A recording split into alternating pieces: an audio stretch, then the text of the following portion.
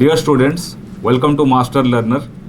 Hello everyone, welcome to Master Learner. और SSC 2022 result के बाद मुझे लगता है ये हमारी पहली वीडियो है। घनश्याम सर काफ़ी बिजी थे, काफ़ी इंपॉर्टेंट वीडियो भी है, तो लास्ट तक जरूर देखिएगा। बिल्कुल सर, अभी जैसे एसएससी जेई का रिजल्ट आ चुका है, ठीक है। जिन लोग का हो गया है या जिनको अच्छा डिपार्टमेंट मिल गया वो लोग बहुत खुश होंगे, और जिन लोग का नहीं हुआ है वो थोड़ा सा हताश जरूर होंगे। बट पहले मैंने बोला था प्रिपरेशन से पहले भी, ऐसा समझ सकते हो कि अगर इस बार नहीं हुआ है तो और एक साल तुम्हारा सक्सेस डिले हो गया है। उसी जुनून से पढ़ाई करते रहना है और ये 100% इंश्योर करना है कि इस बार हो जाएगा, ठीक है।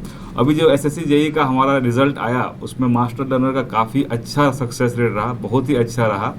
काफ़ी सारे वीडियो हम लोगों ने यूट्यूब पे पोस्ट भी किया है जितना पॉसिबल हो पाया। अलाउद्दीन सर ने काफ़ी सारे वीडियो कंडक्ट करवाए थे, तो उसका एक्सपीरियंस थोड़ा सा वो शेयर करेंगे। बट एक्चुअली क्या सर, इसमें इतने सारे स्टूडेंट्स का हुआ है, सबके साथ तो at a time short time period में इंटरेक्ट करना बड़ा मुश्किल है। बिल्कुल, बहुत सारे बच्चों ने अप्रोच किया, उनमें से कुछ रैंडम कुछ बच्चों को ही हमने सेलेक्ट करके फिर उसमें से सेलेक्ट भी किया जो जल्दी आ पाए थे, उन्हीं से हम इंटरेक्ट कर पाए। तो बाकी बच्चों तुम दुखी नहीं होना, एज लॉन्ग एज अब ये प्रोसेस ऐसा ही है, उसमें कुछ कर नहीं सकते हैं। पर हाँ, ये है कि हमें बहुत खुशी है कि तुम लोगों ने भी बहुत अच्छा मेहनत किया। जो गाइडलाइंस हमने प्रिपेयर किए थे, जो हमने कंटेंट्स हमने डिलीवर किया था, उस पर भरोसा करके और अच्छा रिजल्ट भी अचीव किया तुम लोगों ने। बिल्कुल सर, हमारा जितना एफर्ट होता है बच्चों का भी इक्वल एफर्ट होता है। अगर बच्चे हम जितना भी अच्छा पढ़ा दें, अगर बच्चे नहीं पढ़ेंगे तो सक्सेस होना बड़ा डिफिकल्ट है। तो ये जो एसएससी जेई का काफ़ी अच्छा सक्सेस रेट रहा, इसके बाद हम लोगों ने ये सोचा कि इसको और बेहतर किया जाए और बाकी जो भी एग्ज़ाम्स आ रहे हैं उन तक भी रीच किया जाए, सो दैट जितना ज़्यादा से ज़्यादा बच्चे इसमें से बेनिफिट उठा सकते हैं। So keeping all those things in mind, अभी हम लोग मास्टर लर्नर की टीम को स्ट्रेंथन करना चाह रहे हैं और इसमें हमने एक नया मेंबर का एडिशन किया है, सिद्दीकी सर का। तो please let us welcome Siddiqui sir. Sir आइए। Welcome sir. So Siddiqui sir को हमने बुलाया है यहाँ, और हमारी टीम भी अब बड़ी होगी क्योंकि बच्चों के और भी बहुत सारे डिमांड्स हैं। उनके अलग अलग कोर्सेज के डिमांड हैं, कोर्स में बहुत डिफरेंट हमें एस्पेक्ट्स भी पुट करने पड़ेंगे। सो हमारी टीम भी बड़ी होगी और हम आपके लिए और भी स्मूथ और ज़्यादा कोर्सेज भी लॉन्च कर सकते हैं। राइट, बिल्कुल। तो आज इसलिए हम लोग यहाँ पे आए हैं, इसमें हमारा एक इम्पोर्टेंट अनाउंसमेंट ये है कि झारखंड का एसएससी का नोटिफिकेशन आ चुका है, वो एग्ज़ाम भी होने वाला होगा। एसएससी जेई का एग्ज़ाम का ऑलरेडी आ चुका है। तो इन सब चीज़ों के लिए कैसे आप लोग तैयारी करेंगे और मास्टर लर्नर इसमें क्या बेनिफिशियल रोल प्ले कर सकता है आप लोग के लिए, वो डिस्कस करेंगे। तो अभी जैसे मैंने बताया आप लोग को कि हमारे जो नए फैकल्टी मेंबर हैं वो आ चुके हैं, सिद्दीकी सर।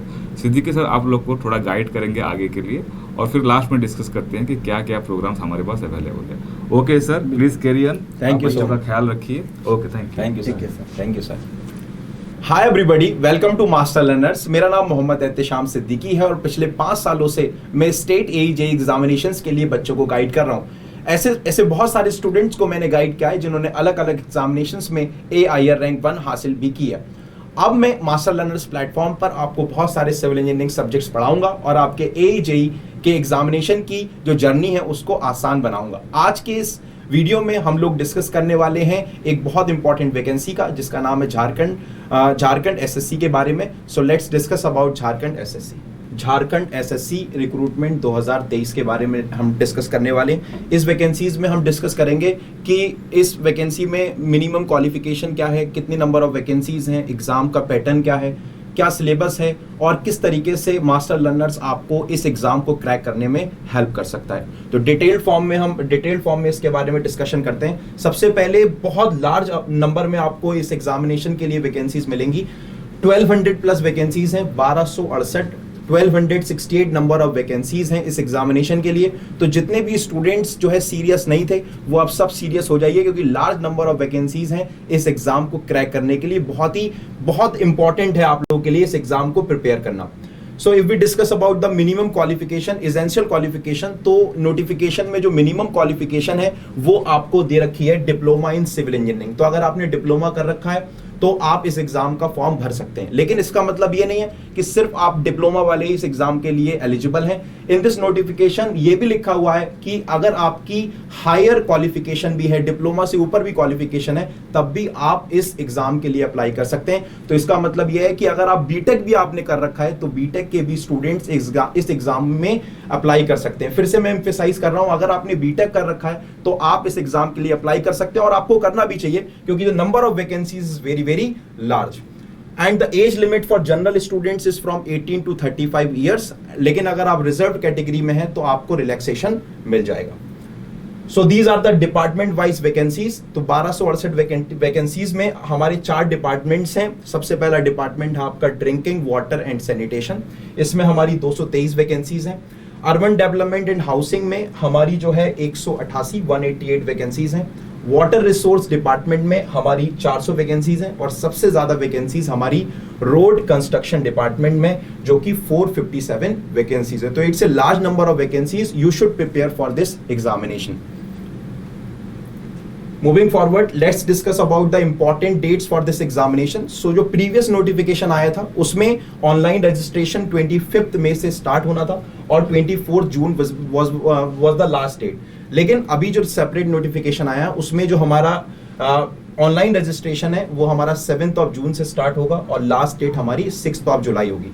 तो जब आप ये फॉर्म भरें तो कोशिश करें कि आप अपनी फीस फॉर्म के समय ही सबमिट कर दें। लेकिन अगर आप किसी वजह से अपनी फीस सबमिट नहीं कर पाते तो हमारे जो JSSC है उन्होंने आपको 2 दिन का ग्रेस पीरियड दिया है। इन 2 दिन के अंदर मतलब 8 जुलाई तक आप अपनी फीस सबमिट करके अपना फॉर्म कंप्लीट कर सकते हैं। एडमिट कार्ड कब रिलीज होगा और एग्जाम कब होगा इसके बारे में आपको बता दिया जाएगा। हमारे टेलीग्राम, यूट्यूब और हमारे जो भी चैनल्स हैं उनके थ्रू आपको बता दिया जाएगा। Moving forward to the exam pattern, अगर हम एग्जाम पैटर्न की बात करें तो there will be the 2 papers. 2 paper होने वाले हैं, सिंगल डे में होने वाले हैं, और दोनों पेपर्स हमारे 2 घंटे के होंगे। So there are 2 papers and both the papers will be conducted in single day. एक ही दिन होंगे पेपर, ऑब्जेक्टिव टाइप पेपर्स होंगे, कंप्यूटर बेस्ड एग्जामिनेशन होगा।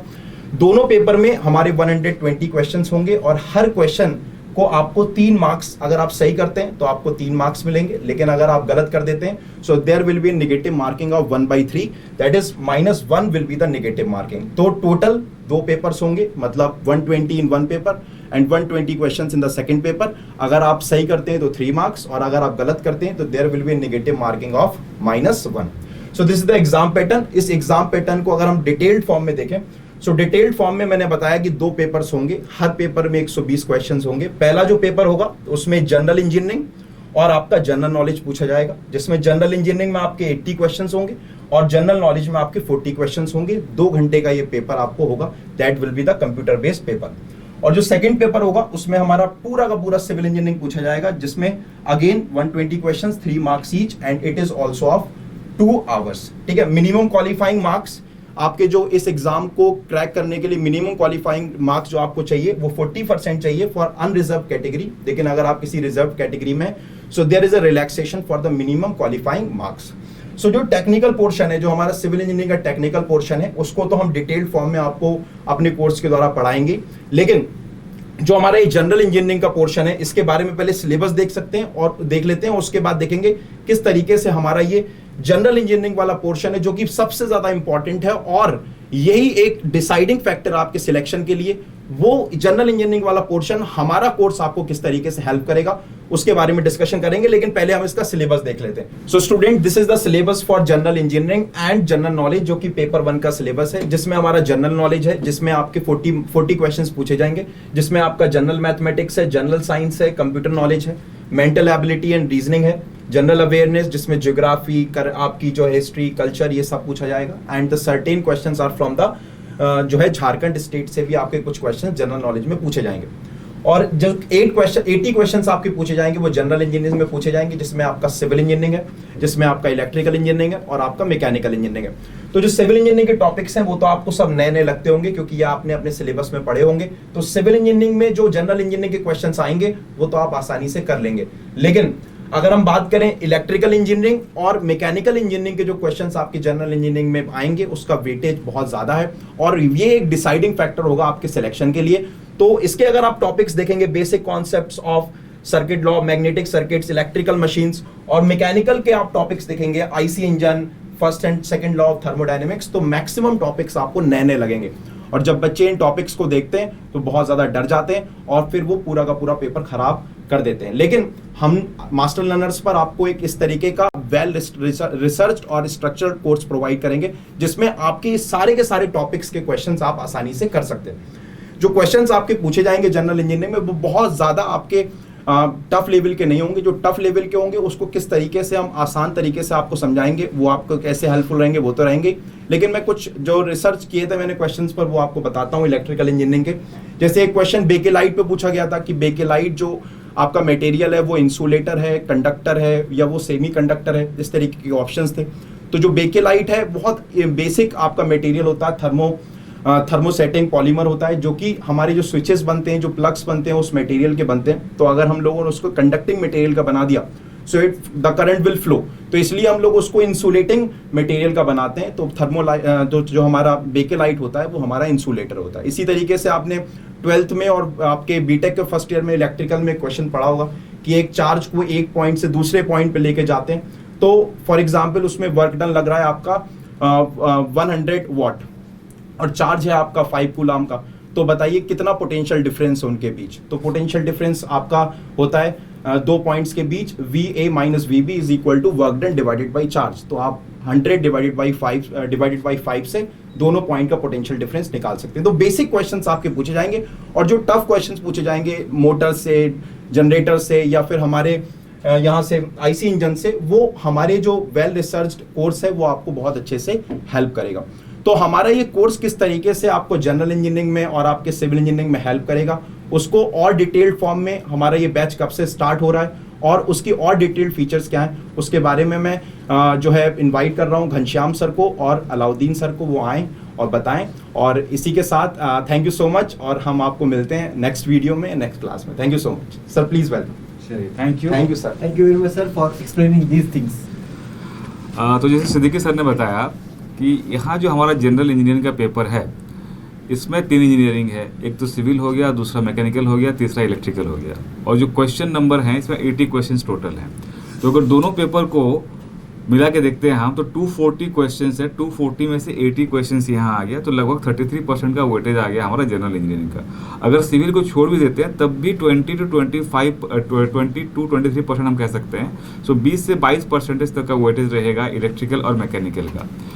अब इसका मतलब सर ये हो गया कि जो कंपटीशन है सिविल वालों का वो इन 2 इंजीनियरिंग के बीच में होगी, इस इंजीनियरिंग को पढ़ने और समझने में होगी, क्योंकि वो सिविल इंजीनियरिंग तो पढ़ाई करेंगे ही, पर अब क्या है बहुत सारे बच्चे ऐसा देखते ना इलेक्ट्रिकल और मैकेनिकल, तो सोचते हैं यार मैं सिविल में ज्यादा ग्रैब कर लूँ, इन लोगों को लाइट ले लूँ या इसको मैं जैसे तैसे कर लूँ। वहाँ वो थोड़ा सा प्रॉब्लम हो जाता है उनके साथ सिलेक्शन में, क्योंकि सिविल वाले जो हैं वो सिविल तो सारा पढ़ेंगे ही 100%।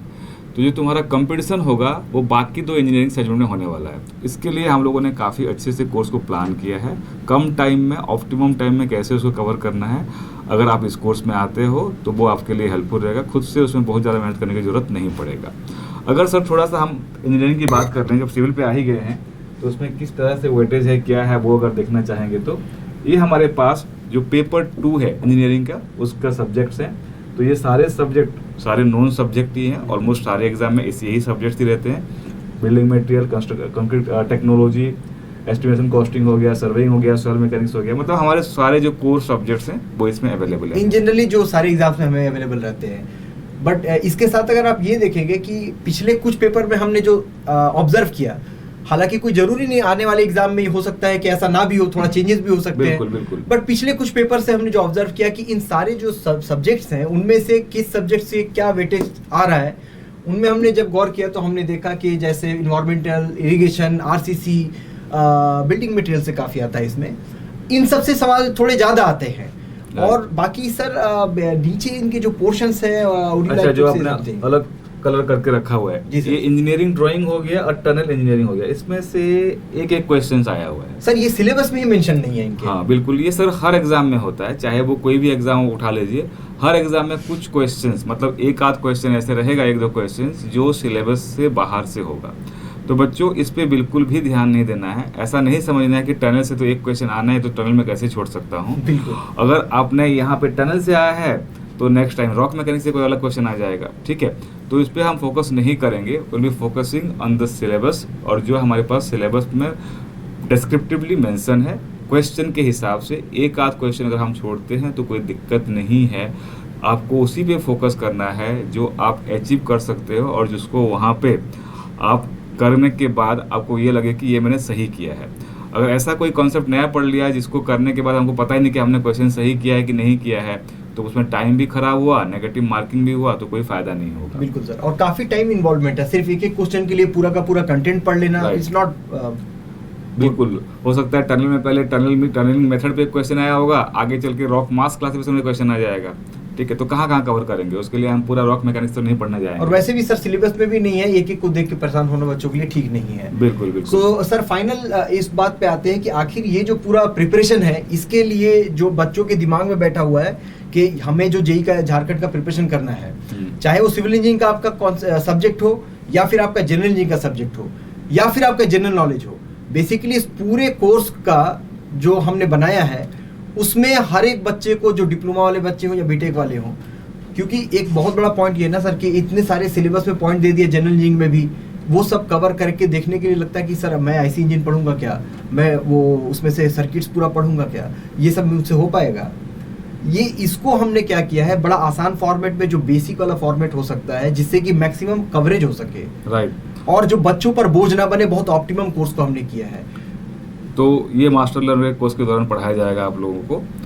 अब अगर इस पे हम आते हैं कि जो अनाउंसमेंट हमारा है, बैचेस कब से आ रहे हैं, तो अभी जैसे एसएससी जेईई का भी एग्ज़ाम आने वाला है, ठीक है, और ये झारखंड एसएससी का भी एग्ज़ाम आ रहा है, तो हम लोग दोनों के लिए जो कोर्स है 7 जून से ला रहे हैं ये कोर्स।